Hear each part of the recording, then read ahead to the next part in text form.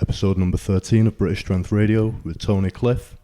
If you would like to support the generation of future episodes of this podcast, head over to BritishStrengthMagazine.com and subscribe to British Strength Magazine. We have the brightest minds in the UK strength sports industry writing for the magazine, and we have interviews with the UK's best athletes. Tony Cliffe, welcome to the podcast. Oh, thanks for having me on. So this is really the first time I've met you properly. I mean, I met you once last week at the competition in person, so I guess as well as everyone else getting an insight, I'm getting somewhat of a brand new insight into kind of who you are and what makes you tick, being that you're the IPF world champion now, after 20 years of trying, I believe. Yeah, something like that, yeah. If you just you need to have the microphone quite close. Really close. Yeah, just like that. Okay, so being that you've kind of recently just come back from the IPF Worlds, can you tell me a bit about the prep and what that was like, how it was different from, other times that you've tried? Yeah. Probably not that different in terms of training plan and what went into it. I think this year there was a couple of people that weren't there that had been there in previous years. Okay. We'll talk about that later with Buffier and Dennis Cornelius and Amanda, Lithuanian, and a few others that weren't around this year, where my total has been sort of fairly consistent for the last sort of 4 or 5 years at Worlds, so 900, 910, 900, 900 again, 920, and second, third place this year doing 885. So, in theory, the same total that I'd done over the last sort of 4 or 5 years would have won this year as well. Yep. So for me, it was like there wasn't much different going in. It was just a larger opportunity because a couple of guys weren't there.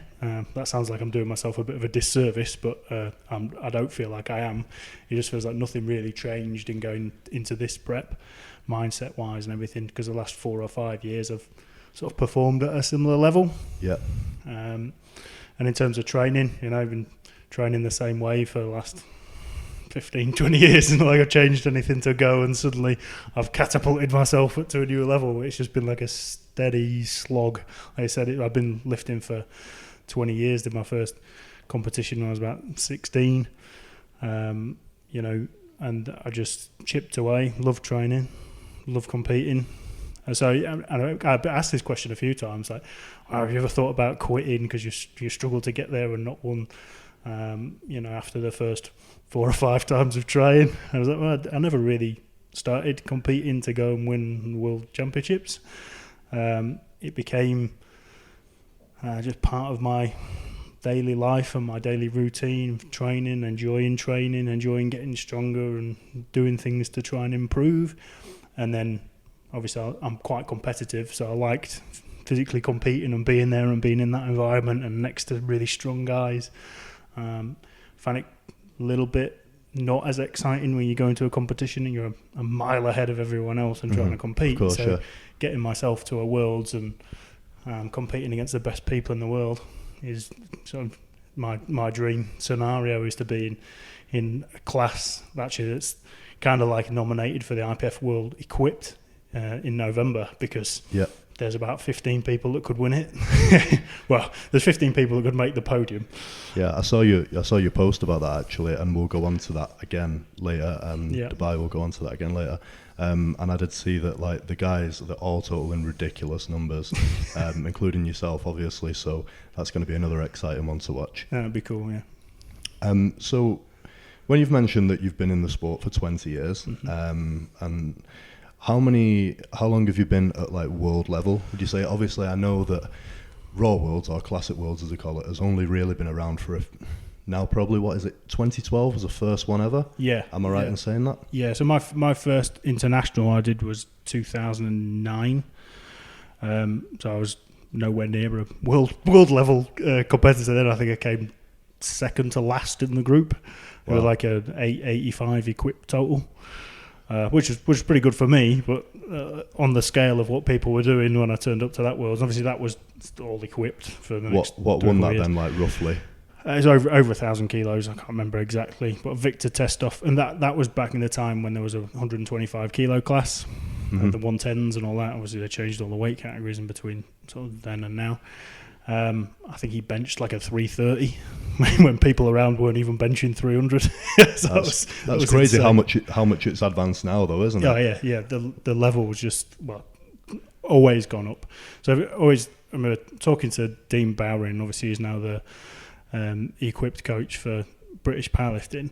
Is when I first started lifting, he'd just won the Worlds in Dubai, and the conversation I had with him about, how long you've been competing, how long you've been trying to win this. And for him, it took him 20 years as well. Right. So I knew after that conversation, I was probably in for a bit of a long haul. But the thing with Dean, who has said, is he'd be going year after year after year going to the Worlds, and the standard just kept going up and up and up. And they get the 1 year, as long as you keep turning up, where the level will drop a little bit. He said that year just happened to be for him India, and I think a lot of people struggled to get there. There was a lot of people got ill while they were there. There was a whole factor of reasons, and he just happened to take his opportunity at the right time.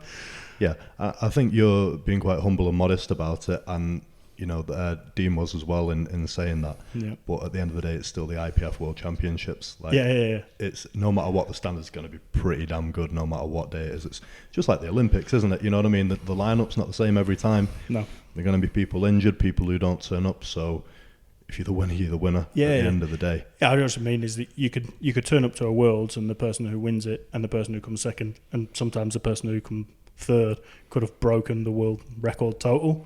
And I've been at championships like that and gone, man, I'm not going to be at the podium this year. But then I've been to other ones where, there's one or two that are just miles in front of the rest of the class, and then everyone else is scrapping it out for third place. Yeah. And actually that's just as enjoyable as a competition as you'll get as well. Yeah. And I've been in that situation where obviously found out subsequently Evgeny Christoph got banned, Buffet got banned. You look back at those championships and go, man, I did all right in that one given the circumstances. Yeah, again, like you say, we'll go on to that later, but man, that must be annoying when that happens. Surprisingly not that annoying, because not all that surprising. Right. I think it's more the thing, is that you go into it with your eyes open. Yeah. And you go into it as a clean lifter, you understand that, some countries aren't in the same situation as well, lucky to be, where we do have separate feds. Yeah. You're still going to get people that cheat from here, and we get positive tests, but there's options for them. Yes. Whereas I think in some other countries, those options don't really exist to the same extent. I'm not excusing them doing what they've done, but if I look at, British lifters back in the 70s, when we were competing at internationals, kind of in a similar situation. Yeah, we didn't have the other federations back then. Didn't exist. So what did people do? They all competed where they could compete. Yeah, absolutely.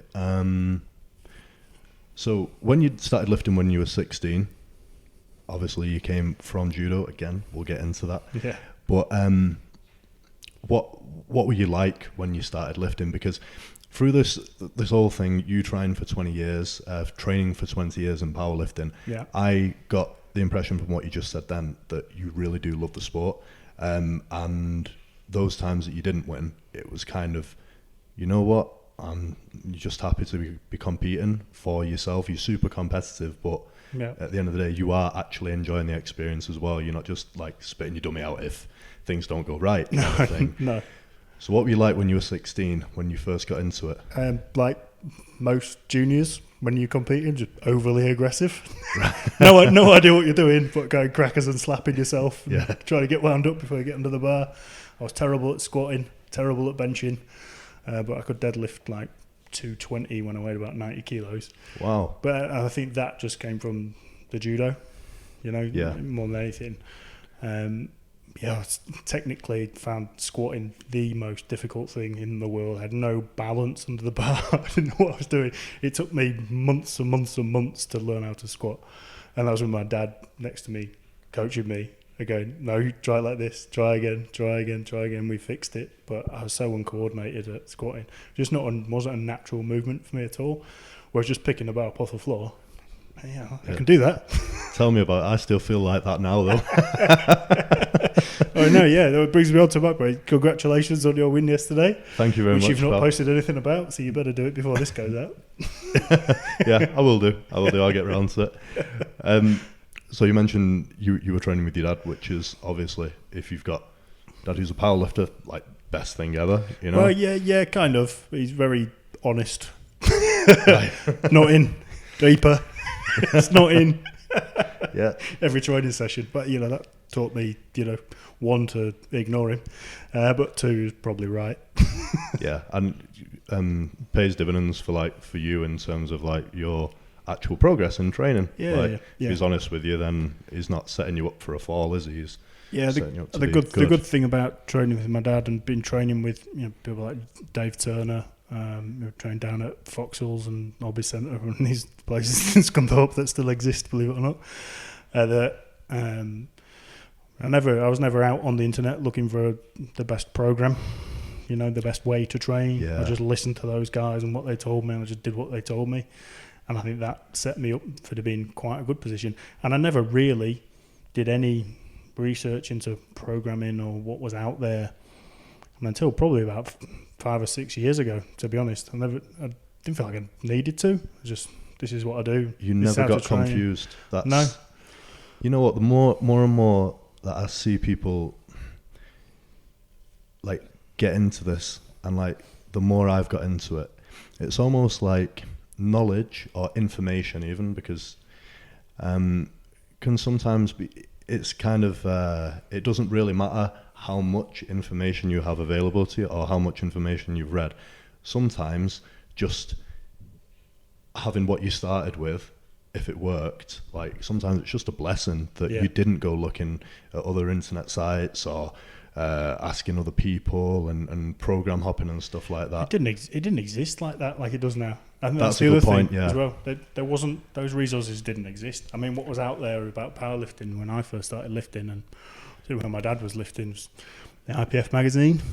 That's probably about it. International Powerlifter, I think it was called. Yeah. And there wasn't a lot else. So how do you learn how to train? You learn from the people around you. Which makes it even more difficult because there was hardly any powerlifters.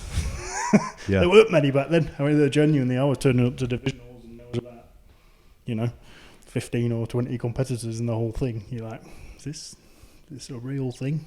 Going to prisons to compete as well was fun. Really? Prisons to compete? Yeah, Ramby Prison. A couple of other ones over there in Old Division. It was interesting experience as a child going into a prison with my dad to go to watch him in a competition. Okay, so did you like walk past the inmates and stuff? Were the inmates there watching or competing? Yeah, or both. Yeah, they're allowed, if they're on good behaviour, they're allowed to compete, and often there'd be a really good crowd in. There was nothing else for them to do. Turn up to watch the powerlifting. Right, sorry to interrupt you, mate. Yep. There's something going on with these mics again, and I'm not quite sure what it is, but yours keeps cutting out a little bit while you're speaking. Yeah. Okay, let's just carry on. Okay. Yeah. Yeah, it seems fine. It's only just like the slightest cut out, like mid-sentence. But yeah, so Okay. you were going into these prisons, competing, and Yeah. Well, initially I was just going in, sort of watching my dad compete because he was a powerlifter and I was still doing judo at the time. yeah, But I'd go and help him out. He'd say when I was trying to get in, he was my coach. I was his coach because you do have to, pay for entry into to go and spectate, which going into a prison to go and watch a powerlifting competition and then be expected to pay a couple of quid to go in. Really? I never thought my life would come to this, paying to go into prison. But that was an eye-opening experience. But it was a good atmosphere in the comps. I mean, genuinely, you'd get like a good 30 or 40 inmates that would come in and watch, and there wasn't a lot else for them to do in prison, so they're all into training. So it was it was good. That's pretty cool, to be fair. Yeah, we've come a long way. So it's going into prison. Yeah, I mean, I remember going to just help my mate out at a GBPF comp as it was, but like probably 5-6 years ago, And I probably echoed the usual criticism that the comps, I guess, used to get, but now they're a lot better, especially in the Northwest. There's more atmosphere. I was like, wow, there's no atmosphere, is there? And if I would have known what it used to be like, well, at least you're not in prison. Yeah, in prison.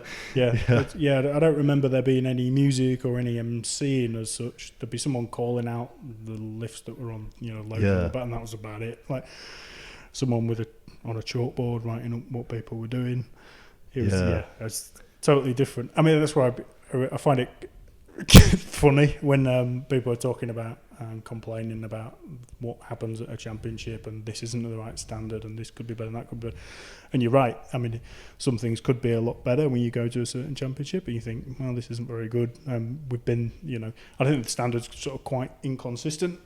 But when you've seen some of the things that I've seen at a competition, you kind of just shrug your shoulders and think, yeah, you've got no idea what we had to put up with back then. Like I say, this was 5 years ago in the Northwest, and obviously it's under completely different organisation now. The one I went to that you competed at last week with your 1100 kilo total was miles better. Really good atmosphere, obviously. And I had we had Logan with me, so Kim sorted him out with the space hopper, and we went on the mats, and it was just like, right, I can watch this now. He doesn't want to go home anymore, and I just stayed on the matted area and just kind of looked over and watched. It was really cool. That was good, yeah.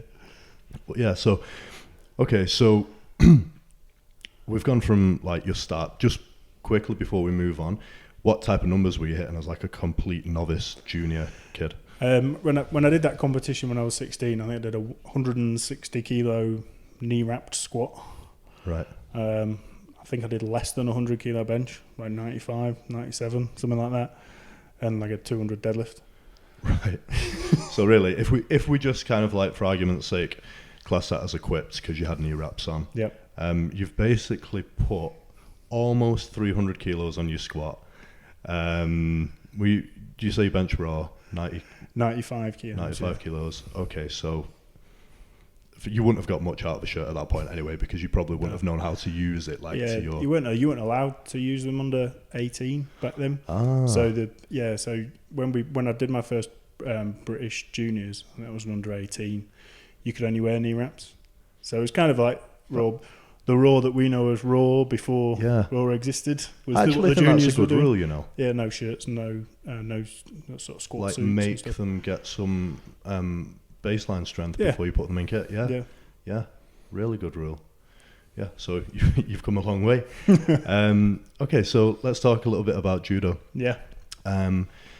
What type of level did you get to? I competed for GB. I won British juniors when I was 12. And I went away and competed at a competition in France and a competition in Holland. And the one in Holland, I came like third. So I was on the British cadet squad, the same squad actually. Rest his soul was Craig Fallon, and so he was sort of one of two lifters out of that cadet squad. Competitors that carried on into the senior squad. No, three that I can think of. So David Lamb, Craig Fallon, and James Austin. But the cadet squad was massive. I think we had about 200 judo players on it across the time that I was within that sort of setup. Wow! So it was huge, like a huge setup, and it was great. Like training with those guys that were all pushing to get to a higher level. I won that. I think I won the British twice as a junior, 12 and like 14, I think. I remember now. And I did my first judo competition when I was 10, and then did the last one when I was, I don't know, 16, 15 or 16, like the proper one. I mean, I went back to it a bit at uni, but and then so that was kind of level. I got my second dan black belt when I went back to judo while I was at uni, and that was the reason I stopped doing judo was just that there's so much travelling to find decent people to train with. Whereas obviously when I was in the cadet squad, we're going away a lot, like training and competing together. But your regular training when you're at home, finding people of a similar level that were willing to put in now as you wanted to put in and be. Yeah. It's not like now, like you can go to an MMA club and you'll find somebody who wants to do jiu-jitsu. Yeah, because everyone wants to do it these days. Everyone's interested in it. Yeah. But back then, that stuff didn't really exist like that. Because I can imagine if you're like sparring, what's it called? Randori, don't they? Randori, Yeah, so if you're sparring with like an orange belt or a yellow belt or something, you're just going to be throwing them around. Yeah, like, there's no challenge for you whatsoever. You're not getting much out of that session. And you can train your technique, you can train this and that, but you're not going to get that competitive edge that you need to going into a proper competition. You just can't find it. So it's really tough. Yeah, I mean, I understand like a fair bit about it because I did it as a kid, like nowhere near the level that you got to. But yeah, I think it's quite good because it's quite it's a good sport, like one for kids to pick up, isn't it, as well? Like it's just such a, like in terms of compared to the other martial arts, you can actually pretty much spar with other people from day one, can't you? Because it's not, there's no impact to like the face or anything like that. Yeah. But at the same time, I think for that reason, it's quite an underestimated martial art because, like, from talking to my friends who are like involved in martial arts and MMA and stuff like that, the ones that work are the ones that you do your randori, do your sparring with regularly. Yeah. Because it's real. Then it gets real. Whereas like, you know, hitting bags and stuff, hitting pads, it's just not the same thing. It doesn't translate as much, and I think that makes sense. Yeah, I think like it is quite an underestimated martial art in terms of how practical it is. Yeah. Because I think it's well, they created quite a lot of links with rugby because obviously that level of physical contact and sort of almost grappling and the techniques you need to get people off balance when you're in a ruck. It makes a lot of sense that they brought... You're using their body weight. You brought that together. I don't really know where that went, but I remember there being a lot of conversation about, why aren't we getting the rugby lads down to judo and learn how to grapple and learn how to, tackle each other on the ground properly. Yeah. Which makes a lot of sense. But it's just real good fun. Love a scrap. It's good fun. But you don't get a black eye. Yeah. And I guess it probably really like tuned you into competition from a very young age. Yeah. And being at a high level from a young age. Like, how far away were you from like Olympic hopes? If you'd won the quite a way. I mean, I've had you'd have to be winning, obviously winning the British senior competitions, which at that time were like Peter Cousins, Tom Cousins. Winston Gordon, those sort of guys that you're looking up to and going, I'm ever going to get to their sort of standard.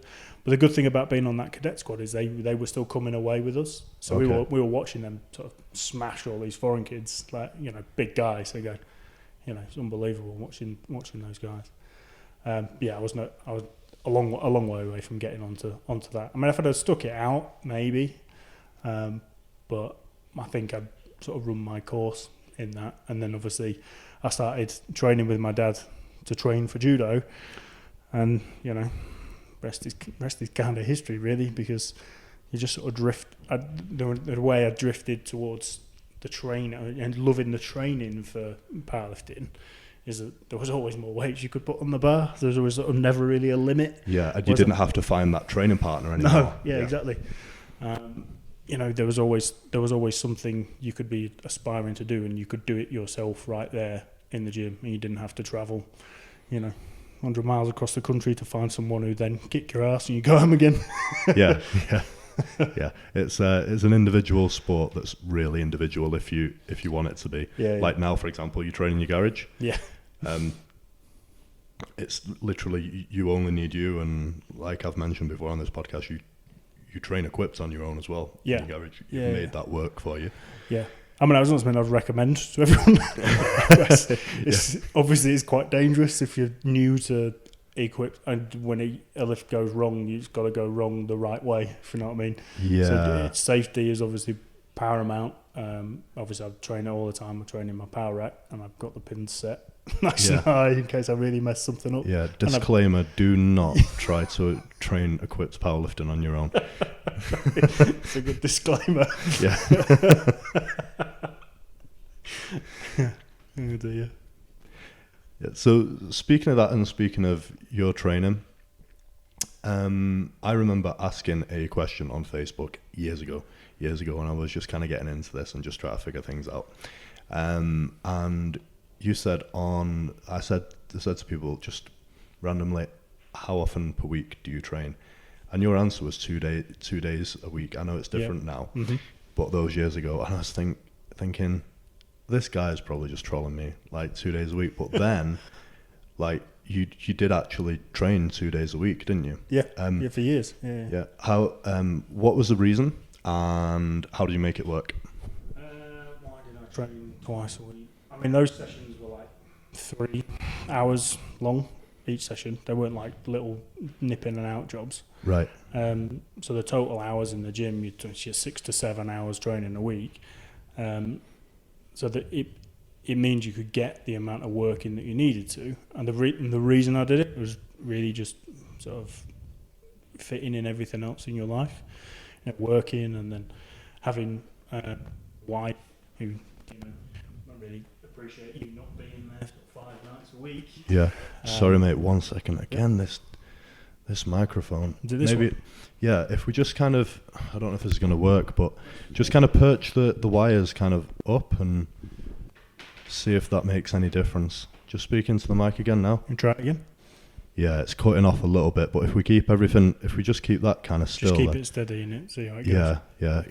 The thing is, I don't know if it's a mic or if it's a mixer. Like, it could be either. I've got spare mics, which is fine, but I don't have a spare mixer, so I'll have to figure that one out on a later date. But as long as we're good for today, then all right. No, okay, so you were saying you obviously have a family life. Yeah. So it was just a case of trying to fit it in, and obviously at the time I didn't have the gym at home, so I'd travel into work.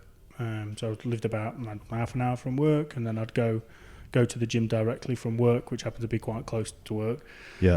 And train there, and then travel home. So I didn't go home before going back out to the gym.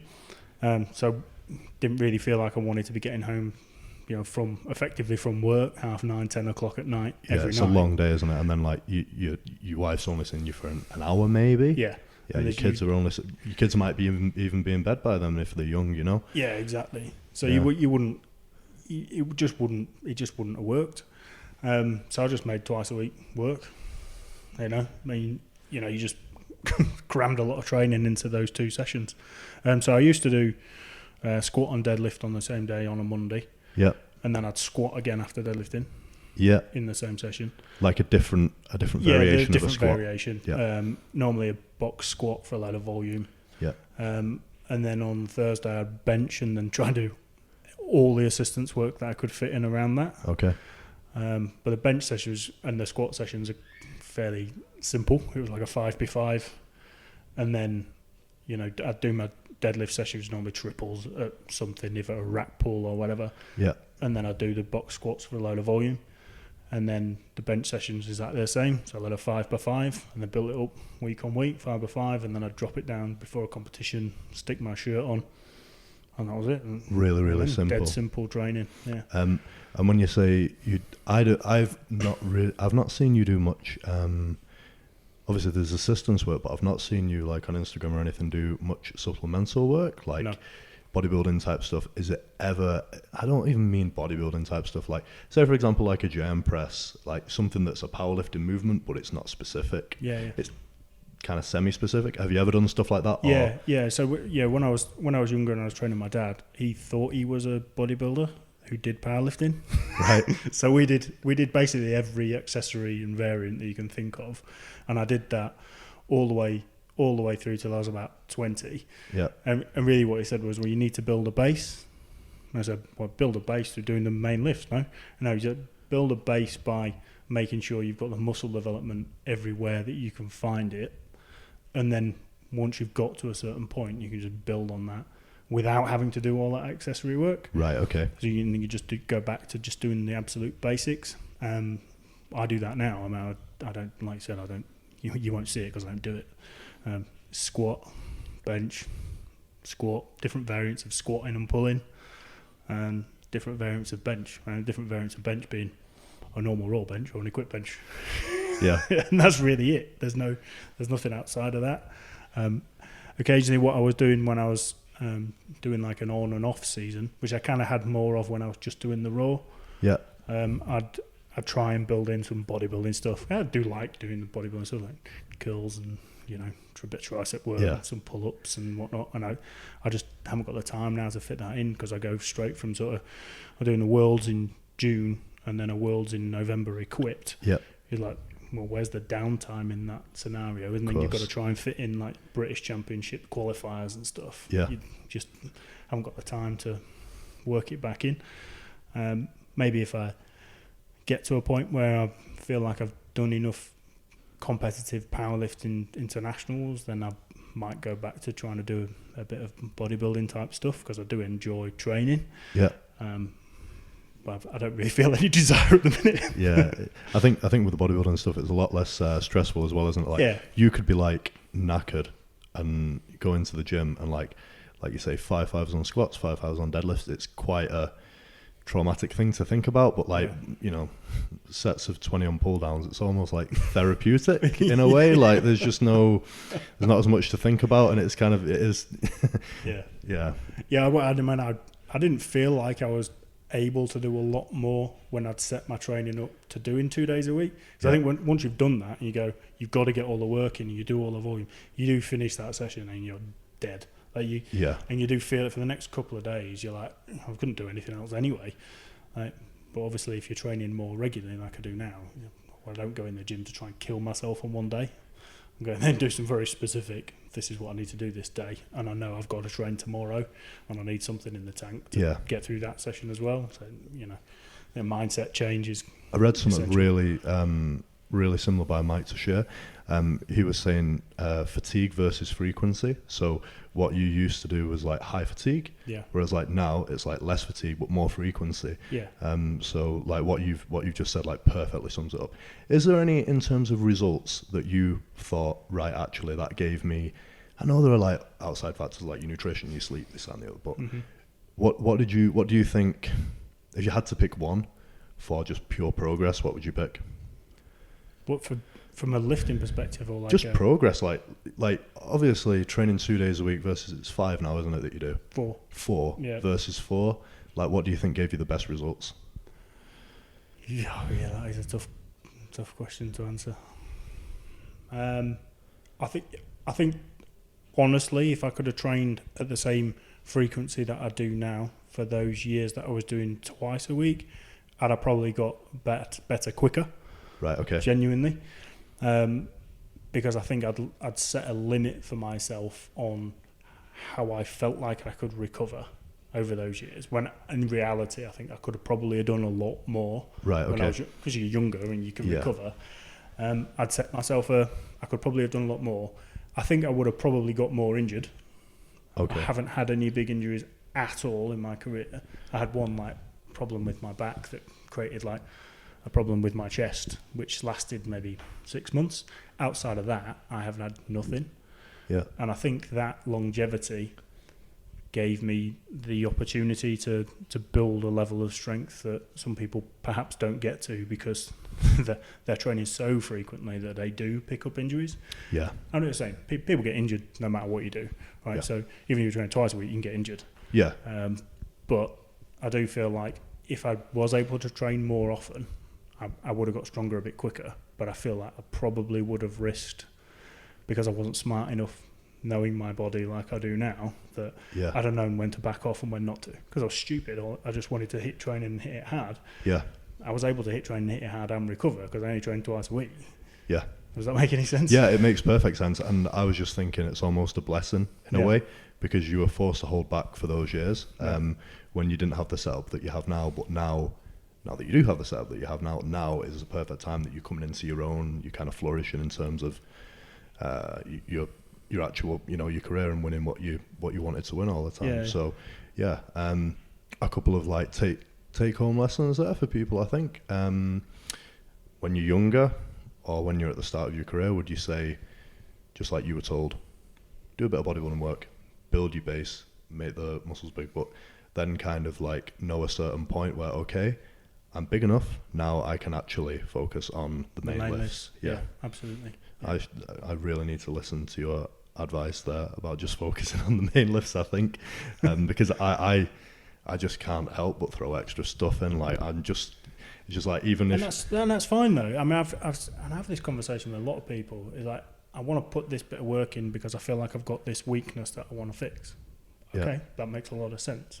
But in having so much focus on that weakness, you create another one because you're not doing the base work that you need to be doing. There's sort of like a baseline you've got to find within your own training that means that you're not going to drop off in a certain area. Whereas if you just carried on doing the basics, you'd probably surpass what you think was your weak point. Yeah.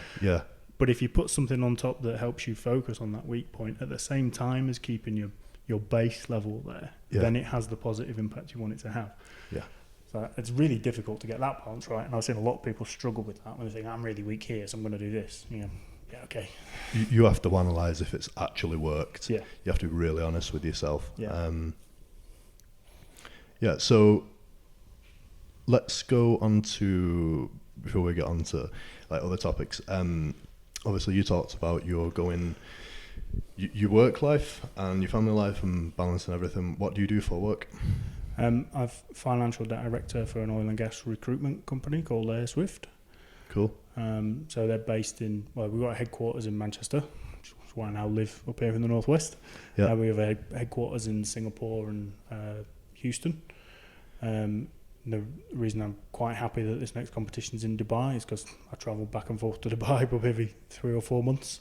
Wow, I didn't know that. There. Yeah, so that's kind of handy for me because I get to stay at my MD's instead of staying in a hotel. So it's pretty useful. And I know the gym's there, and I've been there a few times, so I know where to go and train and stuff. So I mean that's what I do for a living. And it's your typical sort of 9 to 5. So when I leave for work here, sort of 7:30, get home from work probably 6:30, 7 o'clock at night. Okay. Monday to Friday, which is why it's so convenient to train at home because I want to see the kids when I get in from work. So I come out, I have daily routines. I'll come in from work, I get the kids, ready for bed because they've had their tea at that point. Elle goes out and does a bit of training, and when she comes in, I've put the kids down, bathed them, I've got them ready for bed, put them to bed, and then I go out and train, and then I come in, have my dinner, and go to bed, and that's me. Sort of Monday to Thursday. Yeah, it's a full life, but it's routine based, isn't routine, it? Yeah. That's what I think about my training as well. And people often ask me about what's your motivation to go and train. I was saying, well, it's part of my daily routine now. So it feels a bit weird when I don't train. Yeah. So how do you? Of course, people have careers, people have jobs. You've got quite a high achieving career, should I say? Is it easy for you to fit kind of different passions into your life? Like obviously your career must be a passion for you. You don't get to that level in it by just being like, oh, I'll just apply for this job. Do you know what I mean? It's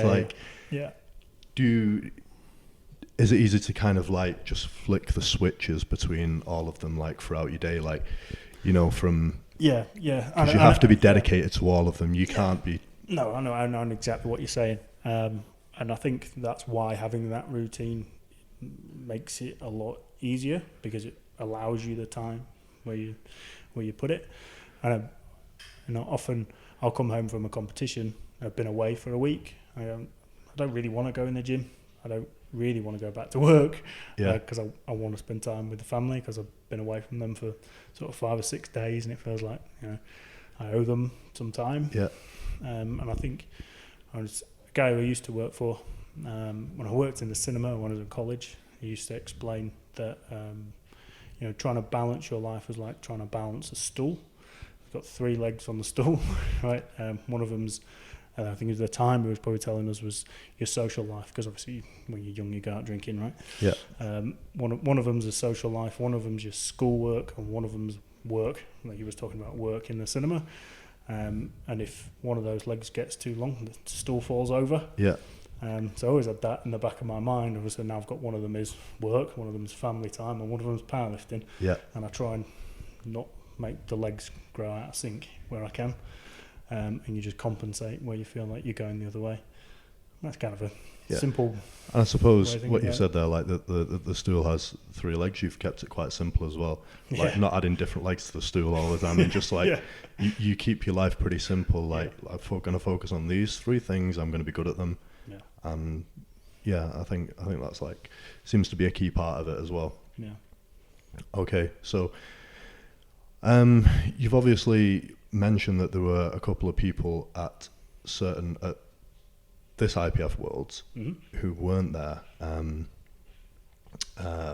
this time, and were there in previous times. Yep.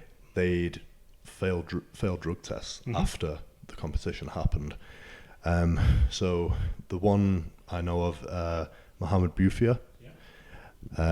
So was he like the first guy who you kind of came up against who really had, that effect on your placing, and what was the actual effect that it had on your placing that time? Was it more than one guy actually in one Worlds who'd failed one, and it really it took you off the podium, or it took you out of silver or something? Yeah, so in Belarus, I think Dennis won. Dennis has never failed any tests. I don't want to mix his name up in this. I just mentioned Dennis because he's, from my perspective, the strongest 120 kilo powerlifter in the world. Right. Okay. And he wasn't at this year's World for various reasons. I think he went and lifted in a different fed, and he's planning on coming back. I seem to recall him lifting in the Kern Open, the US Open. Yeah. Has he lifted in is he the guy who lifts barefoot when he trains? Yes. He's the guy who squats barefoot. Right. Okay. I know what you mean. Is the guy repping with 800 and something pounds in his garage in his bare feet? Yeah. With his brother-in-law or his brother or something behind him going, he's not going to do anything if you fail that, Dennis. I'm good friends with Dennis, and he's a great lifter, and it'd be good to see him back. Obviously, I think he won that year. Boufia came second, Amandus came third, and I came fourth. Right. Amandus failed his test for clomiphene. Right. But he only got a 2-month ban. Not sure what that means, but he only got a 2-month ban. Mohammed Boufia's failed. I think it's something to do with hormone levels. There was a measure of his testosterone level back in 2016, and they had a profile on him, and then it obviously an erroneous reading from the latest test, and right. he got a ban, but he kind of backdated it to 2016. So he has gone. So I'd have come second. So I just missed my chance on the podium. I got the medals in the garage. Right. But the years before that, Evalia Christoph and Boufia had beaten me in Finland. They came first and second. I came third. Right. They'd both subsequently been banned. So. Right. Tell you what, let's switch mics, because I'm noticing that everything's coming through my headphones. It's much more important that people can hear what you're saying than it is what I'm saying. Try that then. See if it's any better. Okay. So that would have been at least 2 worlds that had been affected by just Boufia on his own. I think it's probably 3 or 4 years that get affected, if you include all 3 of those guys. Yeah. So like you're saying, from what I'm getting what you're saying from what you're saying there, that those guys competing all along, you would have to assume that they were on the other years too. Were they totaling similar amounts? Yes. Right. So you would assume then. You would assume that. Yeah. I think Christoph won the first World Classic, so Mike Teixeira would have won it that year. Yeah. Okay. I think he came second. I can't remember who came third. I think again I came fourth. I had quite a phase of going fourth at every Worlds. I come fourth in was it Russia? I think I can't remember if it was Russia or no, it was South Africa. I came fourth on every lift and fourth overall. And the guy who came third did the same lifts as me, and he done me on body weight on every lift. Savage. I mean, well, you've overcome that curse now, so yeah.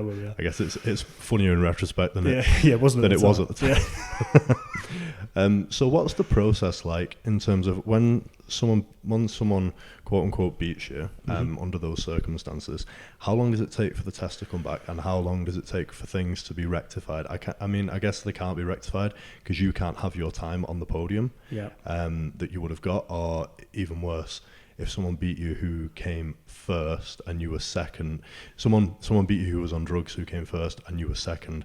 I can imagine that's possibly the worst thing like you could ever be pissed off about, really. Yeah, I think losing your opportunity to stand at the top of the podium and have your anthem on in front of your family and friends. There's not much worse than that, right? So the process itself took a few months to get fixed. Right. I think probably because they were going down the check the B sample route as well, and that can take quite a long time.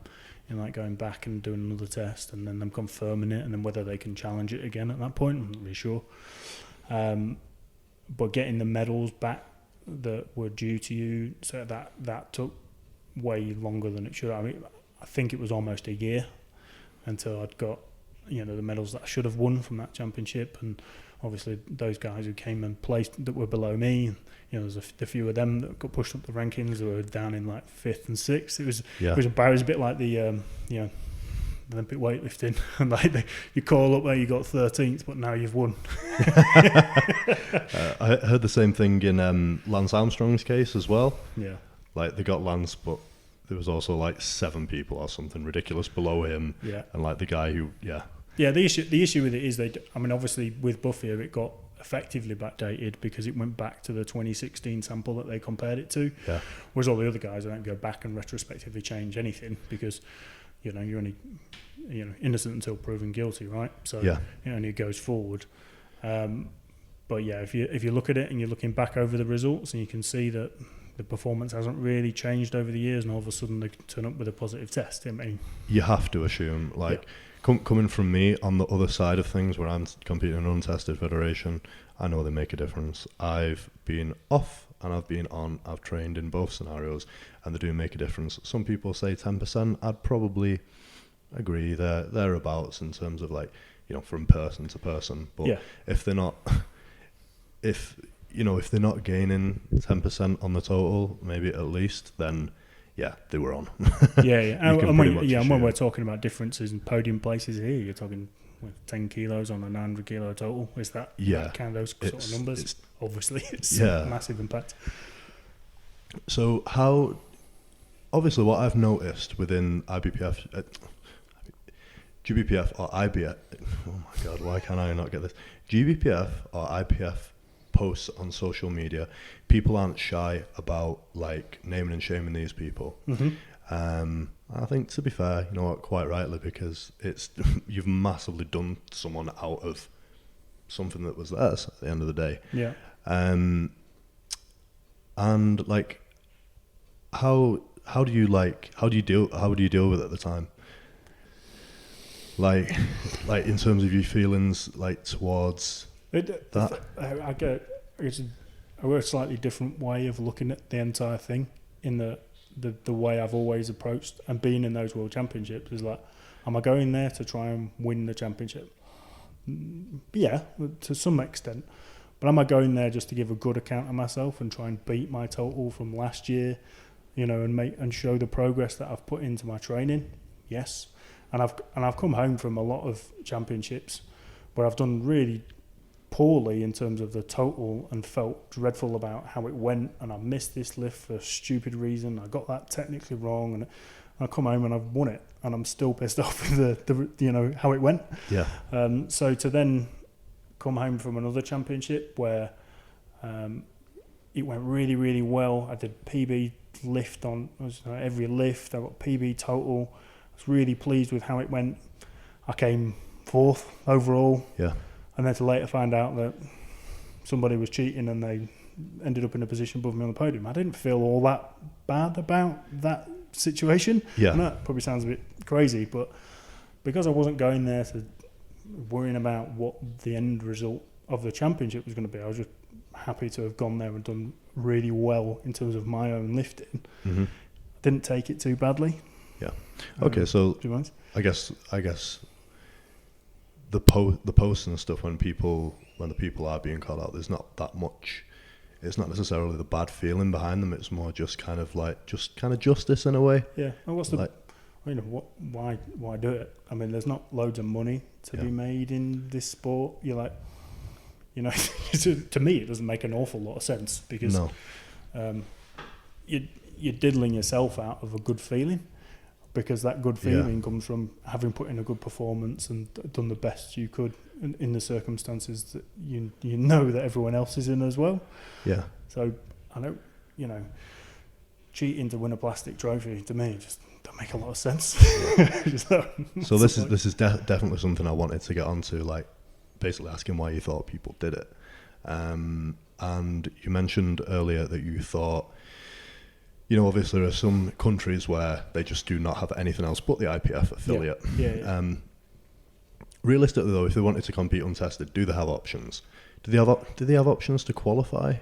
If that's the route they want to go down, they want to take PEDs. Like, do some people genuinely not have any option? Or well, I don't really know a lot about the powerlifting setup in Algeria. Right. Specifically talking about Buffio, obviously. But within a few weeks of the test result coming out positive, he was somewhere competing in NERAT. I think I saw you share something. He just lived in that in the first place. Yeah, exactly. But I think from his perspective, it was probably more he could make a living out of being successful through powerlifting in Algeria. He was quite a celebrity, over there. So he was like the top sponsors. dog. Yeah. So there was some monetary gain from being as successful as he was in the IPF. If you're looking at other countries where is that the case or not? I don't think it was the case for a Bulgarian. Right. He wasn't making any money out of it, and he didn't make any money out of it, and it went how it went. I imagine in that country, is that because weightlifting is what they have in their country? That's bigger than there, or just other sports, or? Yeah, I'm not really sure, to be honest. Okay. I don't really know. Just like I said, if you compare it to GB back in the 70s, and everyone was a bit more naive about it. Yeah. Maybe you could argue that it's maybe similar to that over there, but I'm not sure about that either. So what type of fall kind of would Buffio have suffered any kind of fall? Like, do you think that obviously he if he was like in any way he had a conscience, he would have felt some form of guilt knowing that he was passing these tests. Do you think, did he suffer anything like afterwards? Like, did he lose his sponsors? Do you know anything about anything like that? Don't know anything about it, to be honest. He's still competing in some fed. I'm not sure what it is. I'm not sure if it's unaffiliated or whether it links into another fed or anything. So whether or not he's been able to carry on in the country, and they've potentially brushed it under the carpet for him in the country, and he just carries on within another fed and still gets the same level of celebration and everything when he gets home. I'm not sure. That's not something I've really tried to find out, to be honest. Well, it's good that, in my opinion, it's finally come into the rightful hands after a good amount of time. Yeah, it's good to have you as champ. So moving on, I saw a post the other day in the British Powerlifting group about you are now, is it athletes chairman? Yeah, something like that. Yeah. Okay. Yeah. So you've obviously kind of reached like the upper echelons of the sport, and you've always helped out and stuff at comps, from what I understand. Yeah. Now you're kind of quote unquote like giving something back. It sounds really corny because you always see it on Instagram posts, don't you? Like, oh, I'm giving back, and but what does a new position involve? Gathering the opinions of the British powerlifting athletes, all the lifters, and making the board clear on what those opinions are and how the direction that the sport is going in. Is it right? Is everything working? Everything in the opinion of the lifters are things going in the right direction? Are the board doing everything that they could be to be improving the experience for the lifters, the show of the sport, and trying trying to be a voice for the lifters to the board. Okay, so you're like an intermediate between the lifters and the board. British Yeah. Powerlifting. Okay. So they understand, and we're trying to give. The first thing I've done is we put a questionnaire together to go out to the lifters to just comment on the British Powerlifting Championships themselves. Obviously, there's a lot of British Powerlifting Championships go on now because there's Classic, there's Equipped, there's Masters, there's Juniors, there's Bench only, there's probably I think 10 championships a year. Mine's women's and men's, probably even higher than that. So trying to get a level of consistency across all of those championships so that they're at the right level for representing British powerlifting in the UK, and we're doing everything that we can to up the level of the sport. Now that's kind of an important one, but it's making sure that the board are aware of what people are saying about those championships afterwards. It's not hearsay, it's actually data gathered and collected and presented back to the board to say, this is what we could improve, this is what we've done really well, are we doing all the right things? I think that's good, like you say, having something which is almost measured. It's not just one person's opinion, someone who's kind of shouted the loudest and got their opinion sent to the forefront. It's literally you're taking everyone into account and okay, this is the general consensus, but we've had this said also, kind of thing. I think it's a really good good idea. It's a tough task to get that general consensus of opinion on specific matters as well, but also in a general feel for, is the sport going in the right direction? Is the chosen direction the right one? I mean, we've been trying to get national governing body status for British powerlifting for a long time, since we broke away from Baller. Okay. And right now the biggest hurdle has been because we don't have an association with what's it called? The Paralympic powerlifting. Right. Is that the IPC? The Paralympic powerlifting?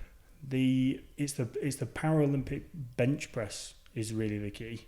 So whether or not there's another championship that is sort of separate, another fed that's separate to that, is the one that's associated right now with the British weightlifting.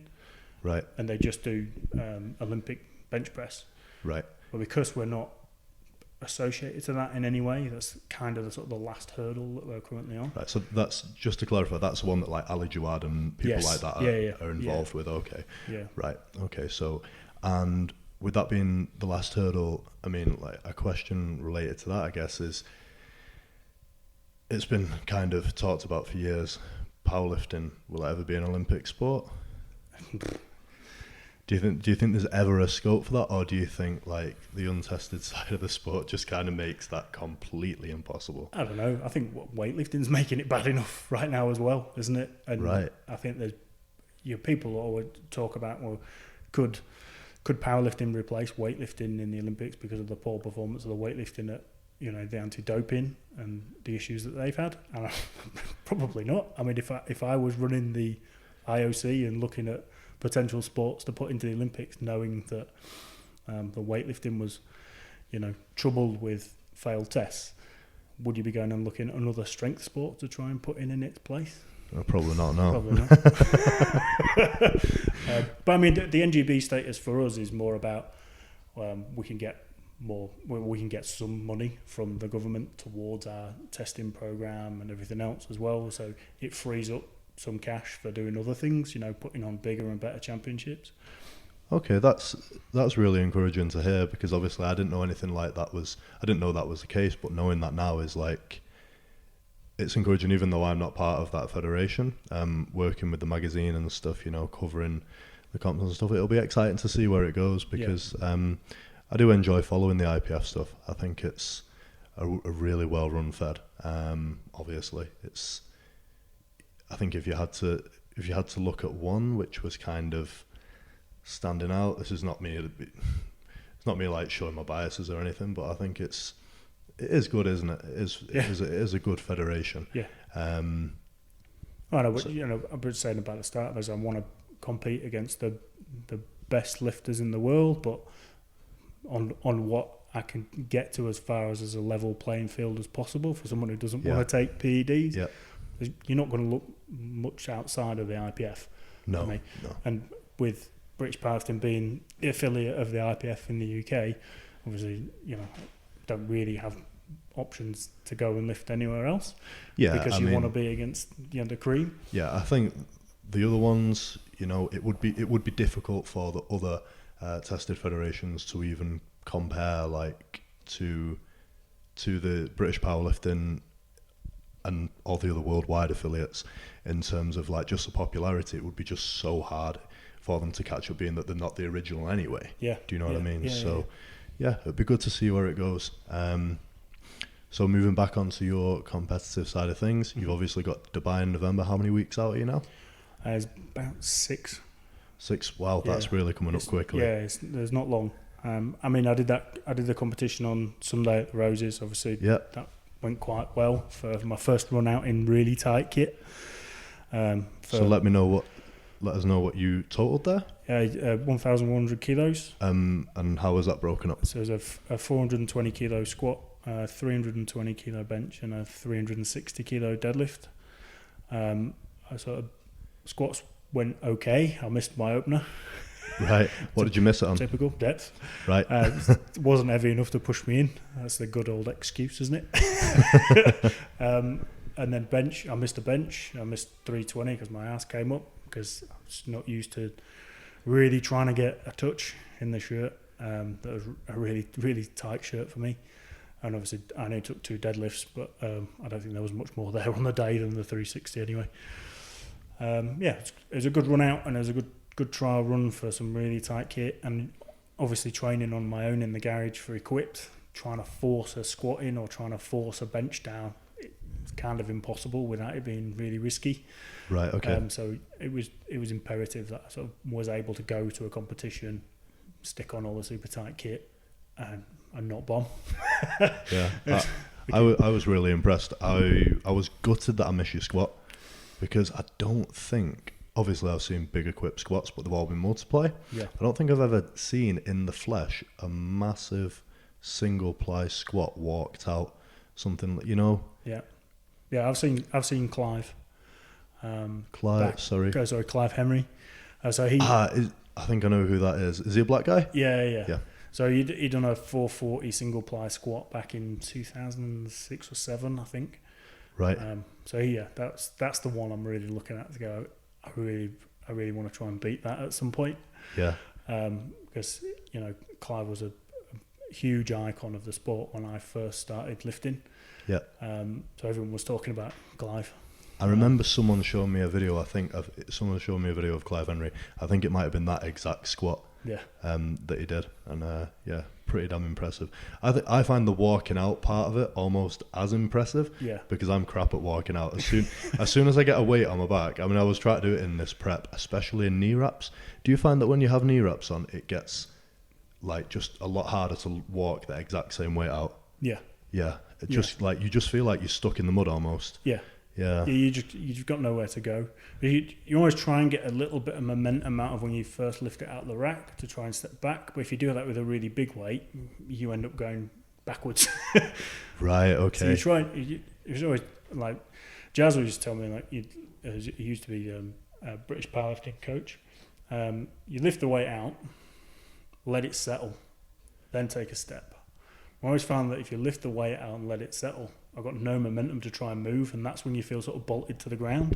Right, that might be where I'm going wrong then, because like at my next comp I won't be wearing wraps, but I want to walk it out, because I just find that even though we do have the option monolift or walk out, I just find it so much more impressive. I see like Kevin Oakes, the guy who I look to, and he always walks his squats out. I don't think he has an option because he's in the USPA, but right. Yeah, and I just think it's so much more impressive, like walking a squat out, but it's something I need to work on. So that momentum thing, because I do what you said there, which is kind of that leaves you stuck. Yeah.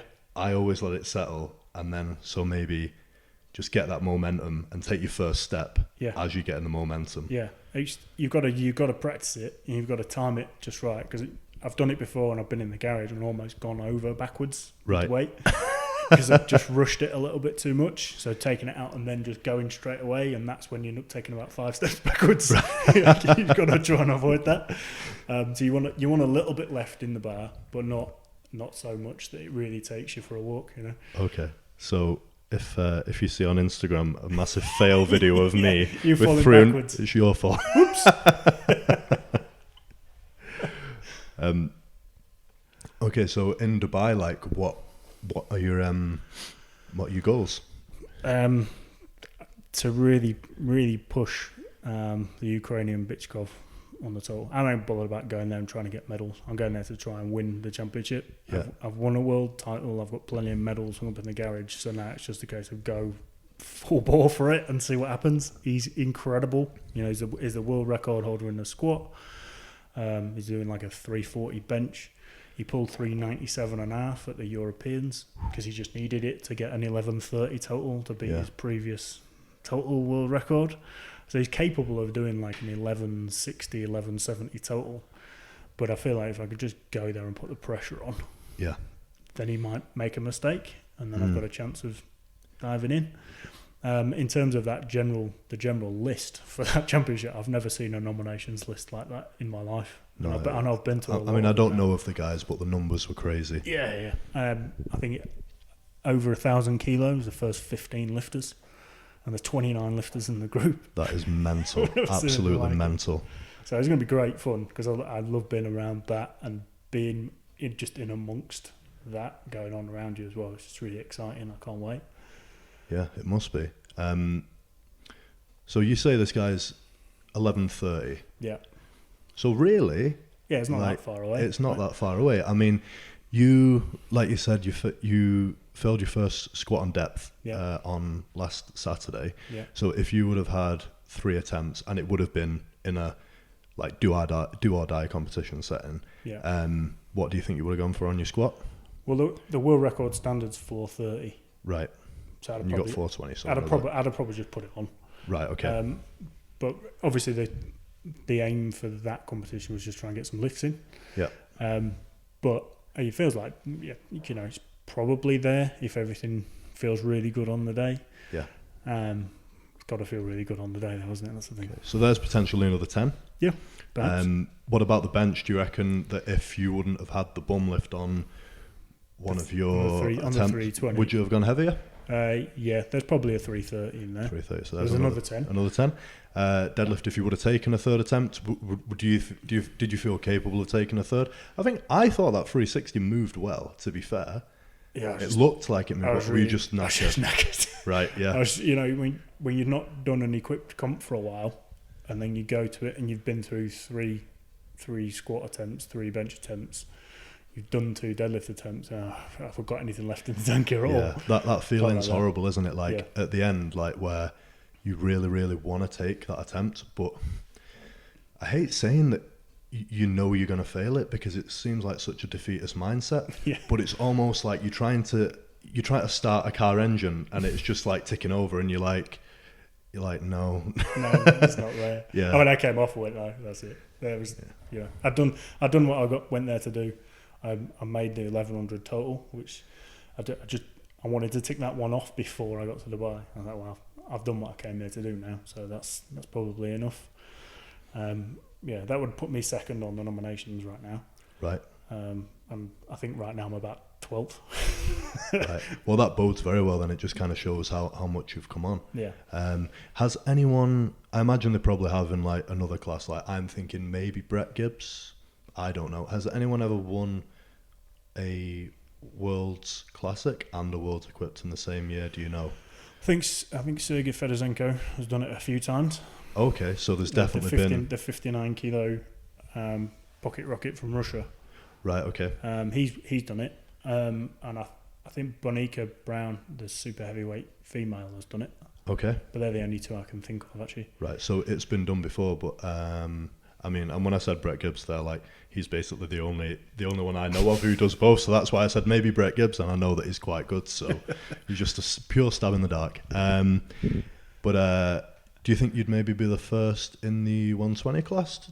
Would you be the first in the 120 class to do it? Yeah, definitely. Definitely be the first. That'd be cool then. That'd be cool. Yeah. Yeah. Yeah. That's awesome. So, in general, like this is not something that really I've asked any of the other guests, but I thought it'd be good to ask you. A lot of people probably look up to you in powerlifting. Definitely. A lot of people definitely look up to you in powerlifting. Do you have any like just general advice for younger people starting out who kind of look to you like, right, I want to be like Tony Cliffe one day? I know that's such a difficult question to answer without thinking about it first. But yeah, it is a difficult question. I mean, when I first started powerlifting, obviously there were other icons of the sport that I looked at and wanted to emulate their lifting. Yeah. But the way I mapped to being as good as they were wasn't by trying to be them. Yeah. It was just by trying to be the best me. Yeah. So maybe that's the best piece of advice I can give is don't worry about everyone else around you and concentrate on yourself. It makes a lot of sense, to be fair. Just work on making those gradual improvements, because that's what you've done, isn't it? Yeah, I just chipped away for 20 years. Yeah. but just kept the will and the desire to just keep getting slightly better. I think that's the thing. And another thing that Dean actually taught me was if you just put 2.5 kilo in every lift, every comp you do for the next 20 years, you'll have a big total. Yeah. Honestly, it sounds really simple, doesn't it? And you always feel like, I've always got 2.5 more. It sounds really simple, and it doesn't sound as exciting as like someone going, yeah, I'm gonna, go from being average to becoming like right at the top this year. Yeah. It doesn't sound that good, but like even I remember going to a Brandon Lilly seminar, and he told us about one of the Lilly bridges. I think it was Ernie Jr. I think his dad set out a plan for him where it was like 2.5 kilos on each lift. You do 3 competitions a year, 7.5 kilos times 3 over the year. It was something like that. And then he ended up breaking an all-time world record. And that's what Brandon Lilly just said. Like that, if you have your plan similar to that, it's a lot better than just having these massively ostentatious things to aim for. It's a lot easier to digest when you write it down, right? And you're thinking, well, what total do I need to be doing by the end of the year? Oh, is that it? Okay, I could probably do that. But you do get people when they're looking at other people around them who, improved, astronomically in the same period of time that you've put basically nothing on your total. It can be a bit off-putting. Yeah, mate. I'll speak from experience. Yeah, it does. It can be off-putting, definitely. Yeah. But at the same time, like looking at people like you, that's kind of it. Just if I look at you, you've been training powerlifting for 20 years. Do you know what I mean? I think to myself, right, okay, just try to like look at people like this instead, and just think, right, it doesn't matter. I obviously started powerlifting a bit older. It doesn't matter if you finish when you're 45, but if I keep just progressing, and if I think about it that way myself, rather than like, oh, I've not progressed this year, it's the end of the world. It's not the end of the world. And I think when you say that, like, to the younger lifters starting out, it is good advice. Just gradual, tiny bits over time. Yeah, you do see that very often, and I've seen it time and time again with juniors. In that they often they come into it, they're really dedicated for the time that they're winning everything. Yeah. So you get 3 or 4 years out of them, and they're doing really, really well, building great momentum, winning, world titles. Switch them over into the open, and it feels like they've got another hurdle to try and climb. It seems like it's like a high mountain to get up, and the desire and the will to do it sort of fades away. Yeah, and I've seen a lot sort of kind of wasted, some real much more talented lifters than me when they first started out, and they're just amazing at, they're just, you look at them and you think, they're just built for lifting. And when I first started training, I'm like, I'm not built for this. I just enjoyed training. But I think that just, sort of sums it up quite well, really, because I didn't have that astronomical rise to the top of the sport. I just slow burn, really. I just kept chipping away. I just loved training, and it and it worked eventually. Yeah. Whereas you get others that come really fast, and you think they're just going to take over the world, but they're going to be open world champion for the next 20 years, and they never even make the first one. Yeah, because I can imagine the dejection that comes when they do fail the first time is Yeah. just so It's a lot to take. hard, rather than like the guy who's just kind of plugged away, where he's kind of used to just an even keel all the time, so he doesn't have that massive Yeah. kind of off the edge of a cliff drop type thing. Yeah. And I think it's probably not just like the first failure. It's, you know, like a big injury, trying to come back from it, and then, you know, the dejection comes from that. Like, I can't make the progress that I felt like I was making before because something went wrong, and doesn't feel like there's a way to fix it. And then you've got this mountain in front of you that you can't even start climbing because you're still trying to recover from this bloody injury that you picked up from trying to go too hard too soon. It must be mega tough, because that's you're probably, even then, like especially now with social media, people used to be like kissing your ass for the first 5 years, and then all of a sudden everyone goes away, and it's like it's gone very quiet right now. Yeah, I think what you just said there is like really valuable advice if people are willing to like just think about it and take it, and like think about just the progress and their actual quote unquote career in powerlifting in the correct way. Yeah, definitely. Last thing we'll move on to, future for you now.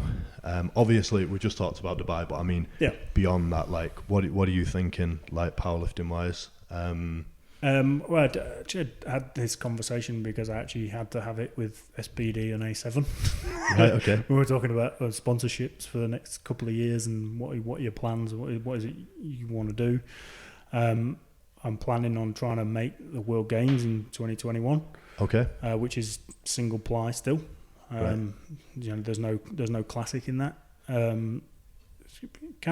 It's not really the reason that I moved back over to the equipped, but it's one of the things I haven't done in powerlifting. So I've won a world title, I've won a European title. I'd quite like to win a world equipped, but I'd quite like to compete at World Games as well. Right. Forgive my naivety, but is a World Games, is that better or worse than an IPF Worlds win? How does it stand? Like, what is it? So it's like the tier below the Olympics in terms of the association of the sport. Right. It takes place every 4 years, like an Olympics. Okay. And it's like for the next tier of sports that haven't quite made the Olympics yet. Ah, right. Okay. So it's like the Olympics for powerlifting. That's pretty cool. Yeah, it's good, and it's unfortunately it'll be on IPF points, which we haven't spoken about, right? But we probably should. But also it's categorized into weight categories. So you've got like I think it's the lightweights, the mediums, the heavies, and then super heavies. Okay. So I'd be in the super heavies because it's like 120 plus. Right. All of us together. All of those that qualify would be together. Right. Okay. I'll look at that and go, actually on IPF points, those super heavies I've got a real tough battle to climb to compete against people who only weigh 120 even. Right. The way that works. So, you know, if you go in there as a strong 120, you're going to be beating those guys that are in, you know, even making a 1200 total. Okay, right. So that'd be interesting. That's definitely opened my mind to it, because I didn't really know anything about this World Games stuff. I'd heard it mentioned 1 or 2 times before. I think the first time I heard it mentioned, World Games in general, was do they still have bodybuilding in the World Games? Because I'm sure they used to. And they might do. Yeah. Did they used to have bodybuilding?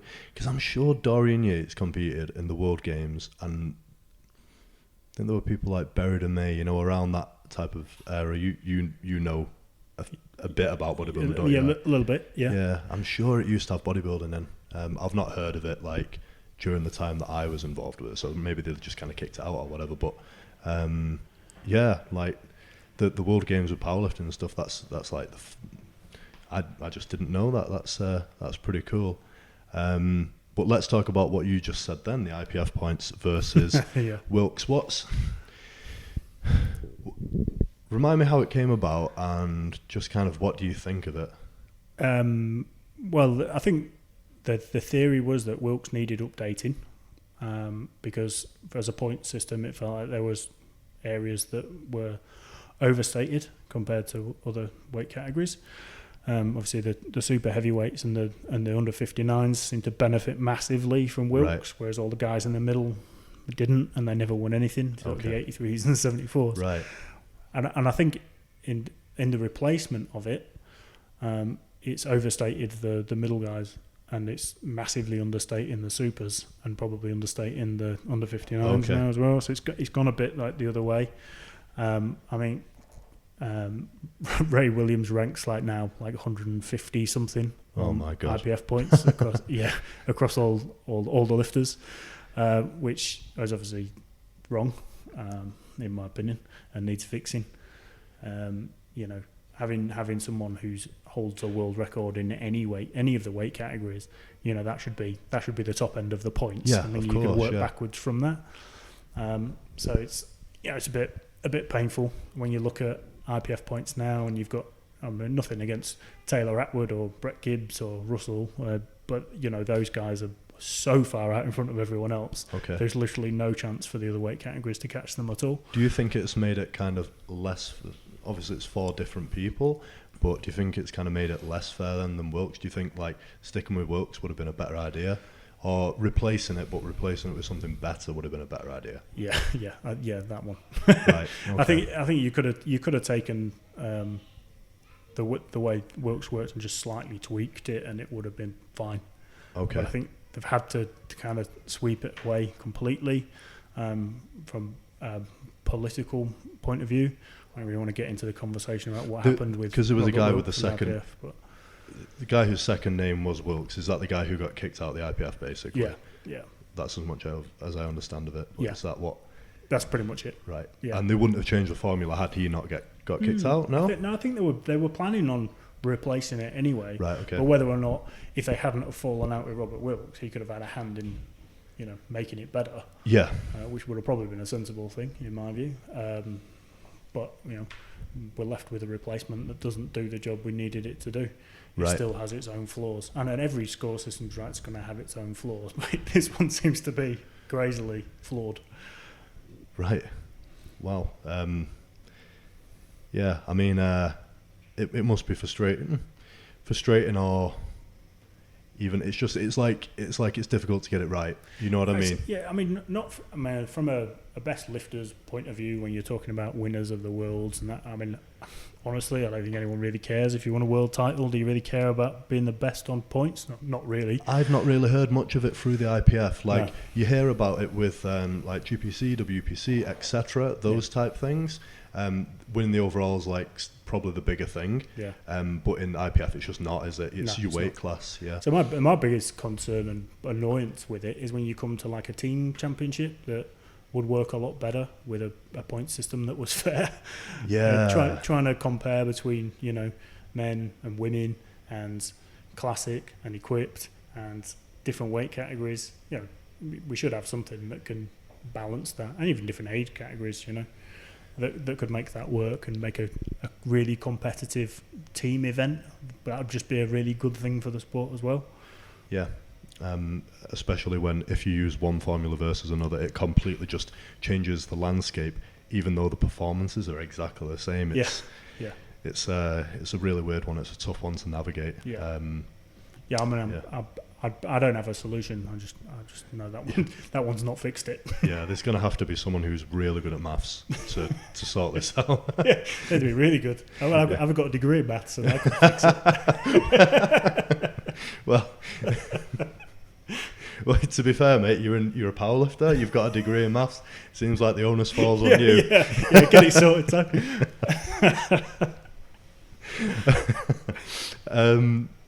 Last thing I want to touch on, just because you mentioned it there, and it kind of reminded me of it, despite the fact that you're wearing an A7 shirt now. You said you had a conversation with A7 and SBD. I no longer see you wearing SBD stuff. Have you now switched over to A7? A7 have become my main sponsor. I never had my own personal sponsorship deal with SBD. I was sponsored through the team. So the GB team was sponsored by SBD, and I've been for the last 2 years, 3 years, 4 years even, maybe even longer than that. And they've always done me really well. They're not really interested in supporting through equipped lifting. Their focus is completely classic. Yeah. So when I'm explaining, I want to do world equipped, I want to do equipped this, I want to do world games. He said, well, okay.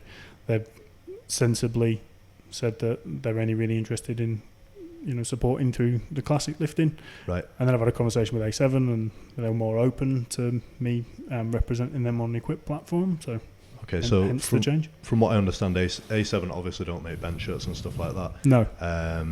But I think, aren't you guys all of you from Titan? You got given kit, didn't you? We through the team we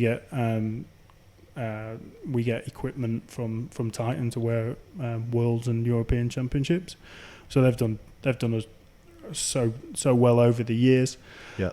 Thanks to Phil Richards' relationship with Titan as well, which has done us really well over the years, because obviously Equip lifting, and it kind of puts a lot of people off, is the equipment is expensive. Yeah. So if you're having to replace a bench shirt every time you put one on, it can get very expensive, and it is kind of getting that way as well, that the way the equipment is built doesn't last as long as it used to. Okay. So you wear a bench shirt for 6 months, needs replacing, at 225 quid a pop. Is that because it's like stiffer and more supportive now, and it's obviously more difficult to maintain something like that than it used to be, where it was just. Is that along the right lines? Or? Yeah, I think you get so much more out of the equipment now than you ever used to. That getting 20 kilo out of a bench shirt, 30 kilos out of a bench shirt was a good turnout. Now you're getting 100 kilos out of a bench shirt. Yeah, it means they're properly much more loaded, there's much more structure to it, but there's a lot more that can stretch out and get worn out over that period of time of being used. Of course. Same with the suits. Yeah, like when I heard that Titan were supporting, I thought, that's pretty. That's pretty cool of them it's amazing to do. And now when you've put it into context, like just how expensive the equipment is, it's like, well, yeah, I guess it's even better with you're all going over to Dubai and stuff. That's expensive too. Yeah. It makes obviously makes life a little bit easier for you guys. So yeah, that's good. We'll wrap that one up there. But is there anyone you want to thank? Anything you want to mention that we've not touched on? Yeah, just the guys in the next room. Of course, my wife Eleanor, Freya, and Jack for being sort of my number one support team.